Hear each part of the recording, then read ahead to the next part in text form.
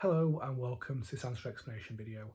This video will take you through the answers for the dividing decimals by integers worksheet and will hopefully help you through some of the tricky bits. So this problem says, James is trying to solve a puzzle in an escape room. He has found several keys with different division calculations on each one, and he says, I've worked out that I will need a combination of 3 different keys. When the sum of all 3 calculations are added together, a number with 2 decimal places between 40 and 50 will allow me to escape. So we've got the 6 keys there and the 6 calculations. So I've written these calculations out here. Let's work out the value of each key by solving the calculations for each one of them. So we'll start with 56.6 divided by 6. So we're going to start by dividing with the most significant digit first, so the tens here. I'm going to divide by the number here. So 5 tens divided by 5, we'll get 1 lot of 5 out of that. 6 ones divided by 5, we'll get 1 lot of 5. We'll have 1 left over, so we're going to exchange that for 10 tenths. Decimal point in our answer, and 16 tenths divided by 5, we'll get 3 groups of 5 out of that, but we will have 1 tenth left over, so we're going to exchange that for 10 hundredths, and 10 hundredths divided by 5 we'll get 2 lots of 5 there, so it's 11.32. The next calculation is 25.2 divided by 4. So let's start with the tens. We can't divide that by 4, we won't get any groups of 4 out of 2, so I'll put 0 in, and we will exchange that with the 2 tens for 20 ones. So now we have 25 ones divided by 4. We'll get 6 groups of 4 out of that. We will have 1 left over, so we'll exchange that for 10 tenths.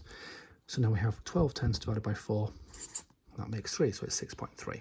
For the third key, we have 84.63 divided by 3. So 8 tenths divided by 3, we'll get 2 lots of 3 out of that, but we'll have 2 tenths left over, so we'll exchange that for 21. So now we have 24 ones.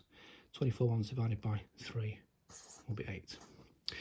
And now when we move on to the tenths, 6 tenths divided by 3 will be 2, and 3 hundredths divided by 3 will be 1. Here we have 62.9 divided by 5. So the 6 tenths divided by 5 will be, we'll get 1 lot of 5. We'll have 1 lot of 10 left over, so we'll exchange that for 10 ones. So we have 12 ones divided by 5, and that'll be 2 lots of 5 there. We'll have 2 ones left over, so we'll exchange that for 20 tenths. So now we have 29 tenths divided by 5.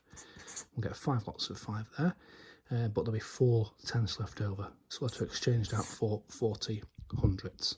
40 hundredths divided by 5 will be 8, so it'll be 12.58. Key number 5, 45.32 divided by 2. So 4 tenths divided by 2 will be 2. 5 ones divided by 2 will be 2. We'll have 1 left over, so we'll exchange that for 10 tenths. So we have 13 tenths now divided by 2, so we'll get 6 groups of 2 there. There'll be 1 tenth left over, so we'll exchange that for 10 hundredths. So now we have 12 hundredths divided by 2, and that will be 6 there. So it's 22.66. Finally, we have 82.56 divided by 8. So 8 divided by 8 is 1. 2 divided by 8, we can't get any groups of 8 out of that, so we'll have to exchange. Put a 0 there to show we can't do anything there. We won't get any groups of 8. We'll exchange those 2 ones for 20 tenths. So now we have 25 tenths divided by 8, which is, we get 3 groups of 8 out of that. There'll be 1 tenth left over, so we'll exchange that for 10 hundredths. So we have 16 hundredths divided by 8, and that's 10.32. So these are the value of our 6 keys, the values of our 6 keys. So now we can have a look and see which we might add together to enable James to solve the puzzle. So these are the 6 values for each of the keys. We have key 1, 2, 3, 4, 5 and 6. This is one situation here where rounding these decimal numbers to the nearest whole could be really useful. If you look at which number they're closest to, which whole number they're closest to, it might help to give us an idea of which 3 keys will get us a result of between 40 and 50. We also need to remember we have to have 2 decimal places in our answer as well. But if we look at key 1, if we round that to the nearest whole number, it's close to 11. So if we round that down to 11. Key 2, we can round that down to 6. Key 3, we can round that down to 28. Key 4, we can round up to say it's 13. key 5 we can round up to 23, and key 6 we can round that down to say it's 10. So if we look at just the first 3 keys, then we have rounded to 11, 6 and 28. So if we just add those together, let's say the 28 and the 11, so there we'd have 39, so we're quite close to 40 already. And if we add on another 6, our answer is going to be somewhere around 45. So let's just try those 3 keys then. I'm going to write them in starting with the largest value first. So to do this addition, we can have, so it'll be 28.21, then 11.32, and I must make sure I line up the place value columns, and 6.3. So if I add those 3 together, so we'll start with the least significant digits, the hundredths over here, so we have 2 and 1 hundredths, that'll make 3 hundredths, and then tenths, 3, 3 and 2, so that will make 8 decimal points.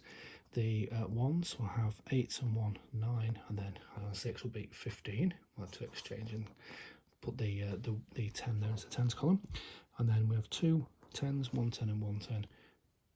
That's 4 tens, so we do have 45.83.